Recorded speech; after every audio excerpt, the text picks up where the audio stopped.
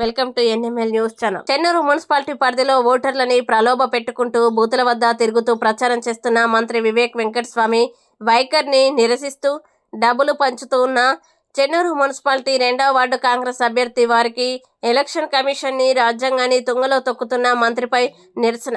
చెన్నూరు అంబేద్కర్ చౌక్ వద్ద నల్ల కండవాలతో నిరసన తెలిపిన మాజీ చెన్నూరు శాసనసభ్యులు మంచిర్యాల జిల్లా బీఆర్ఎస్ పార్టీ అధ్యక్షులు డాక్టర్ బాల్క సుమనన్న గారు.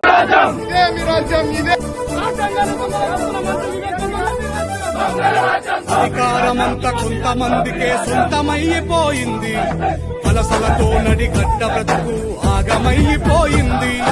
తిరుగుబాటు జెండెగరలేకనే మార్పు మాయమైంది. కలిసినోడి కుట్టెరుగలేకనే బానిస బతుకయ్యింది. ఎన్ని ఏళ్ళు ఇంకెన్ని నాళ్ళు ఈ అణిచివేత మనపై, ఎన్ని ఏళ్ళు ఇంకెన్ని నాళ్ళు ఈ అణిచివేత మనపై. ఎదురు తిరిగి పోరాడి నిలబడితే రాదా గెలుపై.